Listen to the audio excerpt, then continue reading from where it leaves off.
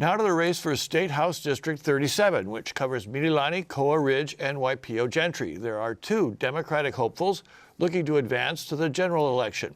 Trish Chica is running for her first full term in office. She was appointed to the District 37 seat last year by Governor Green. Prior to that, she spent 15 years in leadership roles in the state and county government and nonprofit organizations. And Ken Inouye is making his first run for political office as the son of the late Senator Daniel Inouye. He grew up in the Washington, D.C. area and spent as much time as he could in Hawaii. He currently works at the University of Hawaii, West Oahu. Let me start with Representative Chica. I shouldn't call you representative because you're running for the office. So, Trish Chica, what did you learn, though, in your year in office? What did you learn, and what would you try and fix if you were reelected? It is my freshman term, and in this last year, I've been very grateful to have been able to serve in a position, committee position. So I was the vice chair for the House Committee on Education. So we worked a lot, on issues that impact our public schools and our students. What I did learn is there's a lot of collaboration that happens in the House. I felt very supported. I felt that I was in a position to advocate for the things that my community really needed. I was encouraged to speak up, and I felt that despite this being my first term, because of my experience of being in public health policy, of working in government, I've had several different sessions of just building relationships, both with my House colleagues and my Senate colleagues. Thank you. And Ken Inouye, what possessed you to run for office? I mean, you haven't been a politician before this, and you're a fully grown adult. So I'm curious, what made you decide to run? Well, I have to say that it's based upon my experience in the community. As time went on, and as my wife, daughter, and I got more absorbed into the community, you develop a real aloha for the people, for the place, and you also start to understand, how you're similar. We all are there, trying to do the best that we can and try to, provide things for our children that they need, and that's what a lot of folks in the district. Let me ask, when you go out and you're campaigning in that area, we just did a session on very rural, it's not that rural, but on the west side of Oahu, which has some really significant high-profile problems. We don't hear much about problems in central Oahu, Mililani. What kind of issues are coming to you as you're running for office? What do people out there feel are the immediate needs that they need from state government? Probably the issue that comes up with the greatest frequency are surround the challenges that are confronting them as a result of financial pressures. Things like the cost of housing, the cost of groceries, being concerned whether or not their children are going to be able to find the kind of jobs that they're training for, the kind of jobs that they want, and whether they're going to be able to find housing when they move out, as well as whether retirees, because we have a lot of multi-generational families, whether folks who are retirees are going to be able to stick around in Hawaii. Trish Chica, what's your perspective on that? For our district, which it is, the beautiful communities of Central Oahu, Mililani, Waipio, and Koa Ridge, it is growing concerns on public safety. People choose to live in this district because it's absolutely the best place to live and raise our families. People are proud to live there. But we experience increased homelessness, crime, and a lot of traffic and pedestrian accidents. Just not last year, we had that acid attack. We had that person who ran a lady over at the Walmart parking lot. So it does leave residents feeling vulnerable. And cost of living issues does really impact us. And I feel like it does affect families, our ability to stay and remain on the islands. And so it's really addressing affordable housing, it's improving our public education and cost of childcare. And finally, it's really looking at local good paying jobs to keep our families here on islands. So you go on with that a little bit more. Cost of living, I mean, there was a substantial tax relief that was passed by the legislature this year. But I mean, it doesn't seem like it's going to change people's lives much. The cost of living is huge here. What kind of more dramatic things do you see to deal with the cost of living? I'll start with you, Trish. Yeah, so House Bill 2404 is the largest and historic significant income tax cut in our state's history. For a family of 4 with, 2 full-time workers, making like $150,000, that's about $5,000 that's saved over the course of several years. And it's really money that goes back into their paycheck. Over the course of those years, we'll see up to 40% of our income taxpayers who will not be paying any income taxes at all. So that is huge. However, we do need to do more. They don't feel it because of inflation. And there's very little, of course, outside of state control that we can do to address inflation, but there are things within the state that we can do immediately. I think we should pass exemption, a GT exemption on our groceries, right? Our local produce, eggs, milk, meat, even medicine. I think we should also look at our skyrocketing electricity costs and what we can do to switch to solar and maybe bring those costs down. And of course, finally, it's looking at the jobs that will enable us to remain here in the state. Specifically, Inouye, on the cost of living, where do you see the pressure points where something can be done about it? Well, for instance, one of the issues that has been brought up when I talk to residents is the cost of housing, because a number of the families they are wondering whether their children who are living with them are going to be able to move out. The houses that are being built out there, they're not cheap. They're not at all. There's a lot of houses being built out there. So when I'm saying housing, I'm talking about housing just overall in the state. I think that one thing that could be done is try to address the issue of illegal short-term rentals. There are a lot of illegal short-term rentals out there that, were they to be turned into converted from illegal short-term rentals to standard longer-term rentals, that could help provide more of an inventory of rental properties for people to get that starter home, that starter ability to move out, that sort of thing. That's one thing that has been suggested, and I think is a good idea. Trish and Chica mentioned crime, and do you see people, are you hearing a lot about crime there, and where do you think needs to change in order to prevent crime from getting out of control in your guys' community? Well, she's very, the incidents that she mentioned are very high profile. They have been reported on the news, and there are a number of others as well that have made the news. So that sort of thing definitely does create concern. And also, I'll be candid with you. One of my neighbors, they were robbed a few months ago. So that is a concern. I have talked to a number of former police chiefs as well as current police, and the themes that continue to come up when I'm talking to them is the need to have more visible police patrols, as well as more community policing, because the community needs to feel comfortable, bringing things to the attention of the police, and that helps them a lot. On crime, what do you think the legislature needs to do to address the crime issue? I think there's a couple of things. First, legislatively, it is a balance of supporting our law enforcement and making sure they are fully funded and fully staffed and fully trained to be able to address crime and manage, repeat offenders.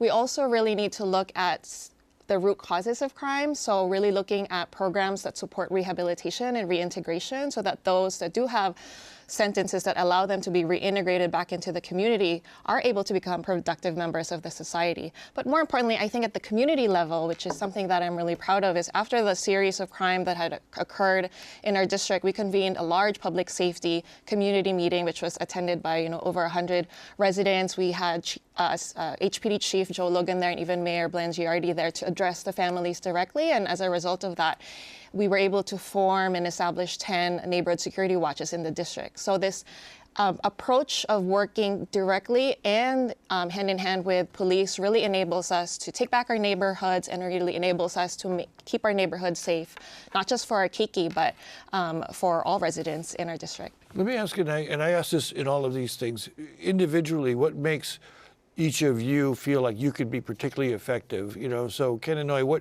what do you bring to the table as a legislator that will make you personally effective in the legislature? Well, I have a high value for working with others on issues. I have been in my entire professional life, as well as you know, my upbringing. I have learned to value working collaboratively with people, always trying to find the common ground and trying to, you know, get past the sticking points, get past the points of opposition that people might have because of certain conflicts that they may have with others. But you know, if you can find the common ground that exists between all the different parties and work towards that, you can get a lot done.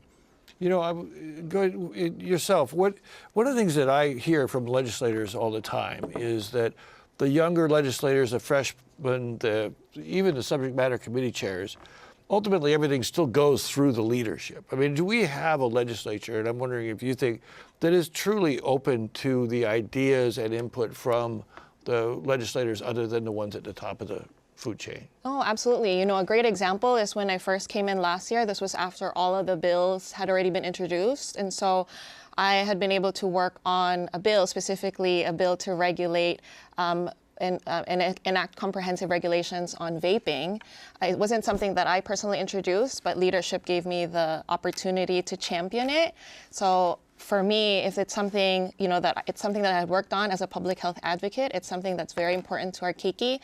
I was given the opportunity to meet with leadership, to meet with the chairs, and to really fight big tobacco, which is something that took us 9 years to pass. And so last year, you know, I was very proud of that accomplishment, that after so many years, we were finally able to get it to sign into law by Governor Green. And I feel that it's not really about, I feel like, who you know or the relationships that you've had prior to entering. I think it's really about each individual, each representative's ability to really fight and push for change and do it in a respectful way. And I feel like my background in coalition building and being able to work across, you know, and listen to all voices is something, it's a unique perspective that I bring, and that's why we've been able to get things done for my community. You know, one of the things that did not pass this year was a lot of the efforts to, for example, have publicly funded elections. There's talk about term limits. There's talk about a number of reforms to sort of break up the entrenched political class. You know, Ken Inouye, I'm just going to say this out loud because I can't think of another way to say it. Your dad sort of represented the good old boy network in Hawaii. I mean, he was the guy, right? He was the man you came to. How do you, coming from that point of view and also seeing this demand for reform, and as a new legislator, what do you support when it comes to reforms that will perhaps bring more public trust in government? Well, the first thing that comes to mind is, you know, increasing the requirements for reporting and disclosure in regards to lobbying, because I believe that one of the things that really has a detrimental effect on public trust is this feeling that there is this pay-to-play sort of environment. So I do feel that you know, increasing the requirements for lobbying reporting and such would go a long way towards doing that. What about the specific idea of public financing for elections? Well, I think that's a very interesting idea, but I think that you know, to some degree, I mean, when I've talked to some people about the public financing of elections, there is some concern about you know, a candidate getting public funds that is somehow unsavory to certain people. So I mean, you know, I think it's an interesting idea, but there are a number of issues I've heard, you know, on the other side of it. People don't like to have their tax money go to somebody they don't like. Yes. Trish, Trish and Chica, that bill pretty much got bottled up in the House. Did you even have an opportunity to vote or debate that particular proposal? No, I think, I support a lot of, good government and a lot of reforms because, the perception and the impact of corruption does really affect, our democracy. It really does impact the way that folks not just engage with the legislative process, but also how they vote, right? We have much lower voting Well, this turnout. election, there's hardly anybody running. That's true. And so that's one of the reasons why I'm in office in the first place is I do believe that, government should work hard to make sure that the people we serve should never ever have to feel powerless. And it really comes from my background in advocacy. I feel like I've been there before where we've felt heard and ignored. And that's something that I've brought to this office is just continuing to prioritize my community so that they know that they are valued, they know that they're heard, and they know that they absolutely have a representative that's going to fight for the changes that they need. What about other reform ideas that are out there? Is there, some increasing reporting? That's great, but is there anything that you do see that would help get more new blood into politics? As a person now just coming into it, what can you do to get people excited about politics again? Well, as someone who's always been excited, I guess, excited enough to be involved and to vote and come out, that's the real conundrum. I mean, to me, in order for people to want to get involved, they have to feel that they will be heard. And one thing that I will say is, when I'm going door to door, that's one thing that people always comment on, that I'm there, that I'm listening, that I'm paying attention, and I'm following up on their statements with more questions to get a sense of what they're thinking. I think that if you have people in the legislature that are making it a point to show their constituents that they are heard, they will come out. What do you think? Are you distressed by the fact that there's so few people running? Do you folks even have a Republican in your race? We do. You do have a Republican. Mm-hmm. So we'll be back for the general election with one, I'm sure. So but I mean, it seems like people are at a low point in terms of their wanting to be active.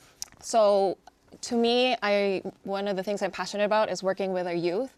So as much as possible during recess and session and after session, I visit all our schools, and I love going into the classroom. I love doing civic engagement. I love getting our youth involved in the decisions that will affect their daily lives. And so this session, we have a bill limit in the House.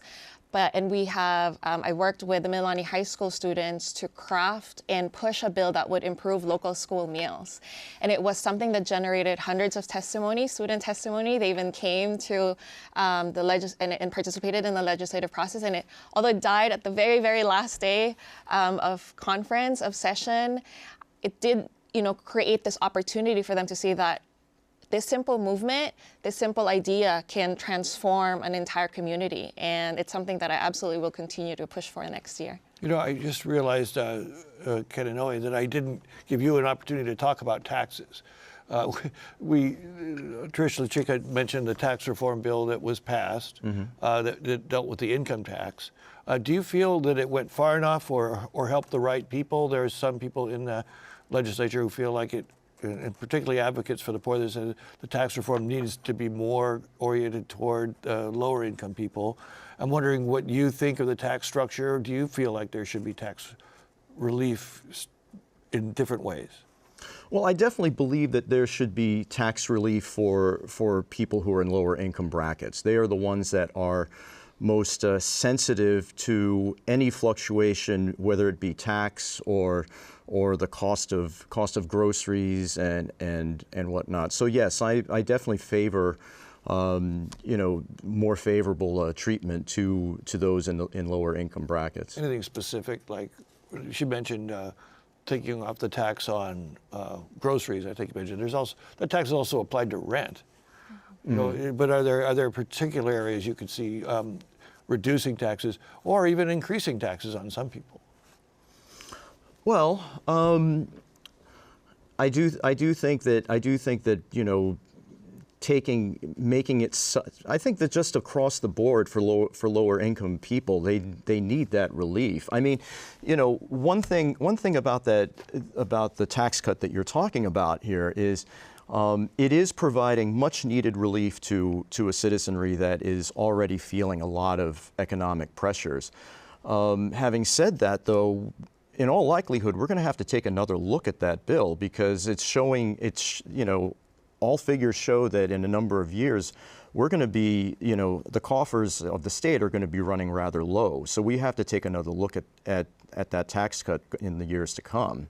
You know, the question did come in for you from a Mililani resident, for Representative Chica. You say you want to get rid of the general excise tax, but what would you do to replace those funds with? Things like education are funded by the excise tax. How would we pay for those things without it?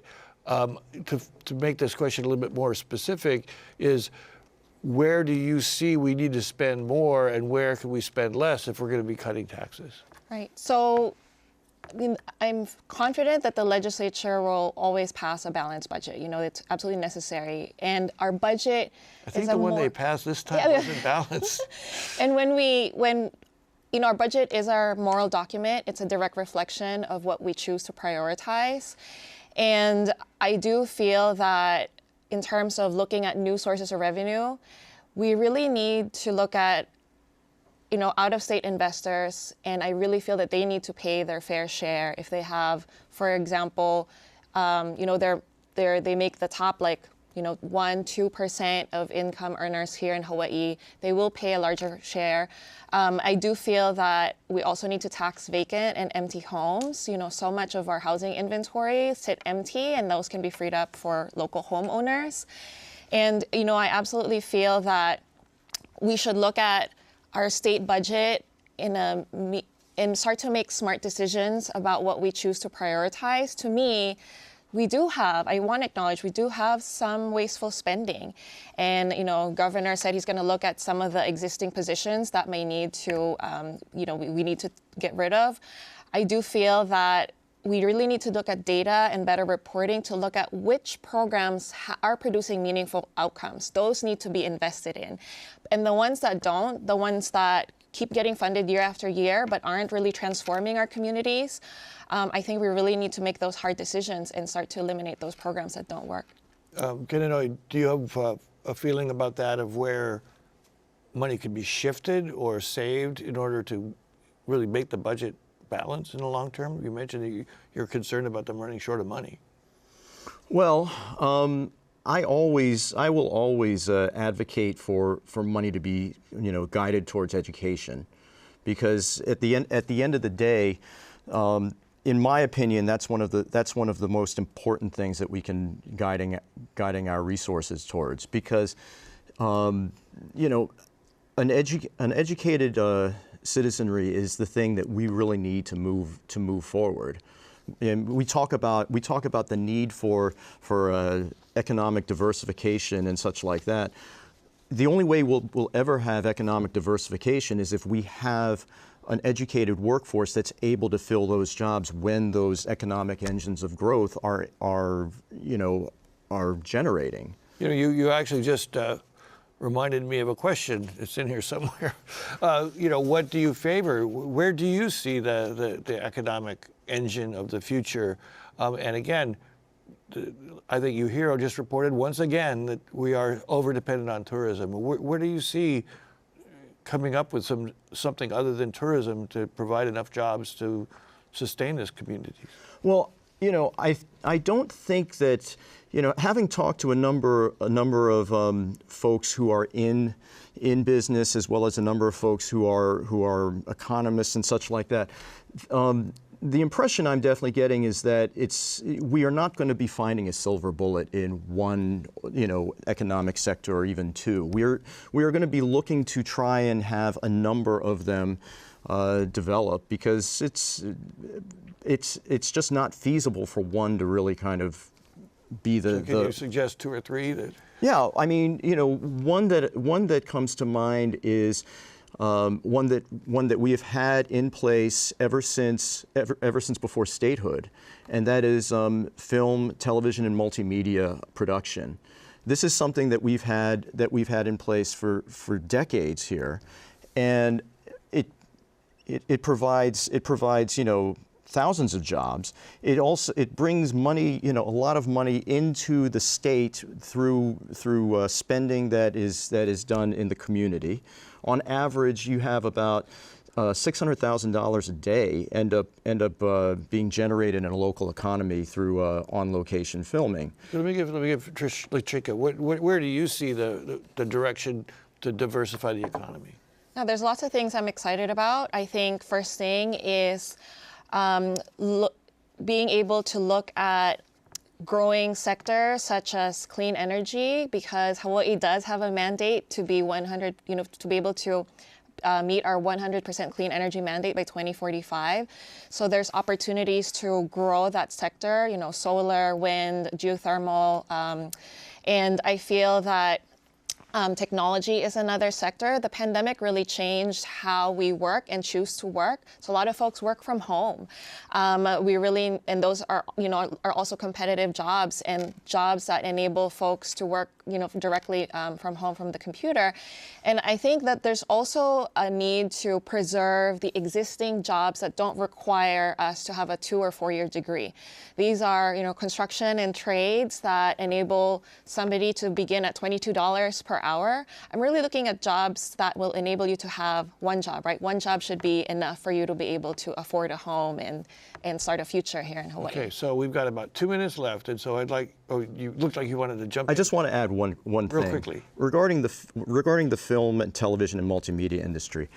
The thing about that to keep in mind is we are creating graduates in these programs through the University of Hawaii Creative Media Program, as well as the Waianae High School Sea Riders Program. We are having young people ready to work in these areas, and the problem is they're being exported off to the mainland because that's where the jobs are. We have no shortage of talent here. We do have a shortage of jobs simply because we have not developed this industry more in this area. You know, how do you pick and choose an industry? And we've only got about a minute left, so let me look really quickly. What tools do you use to encourage an industry like that one? How do you get an industry to grow?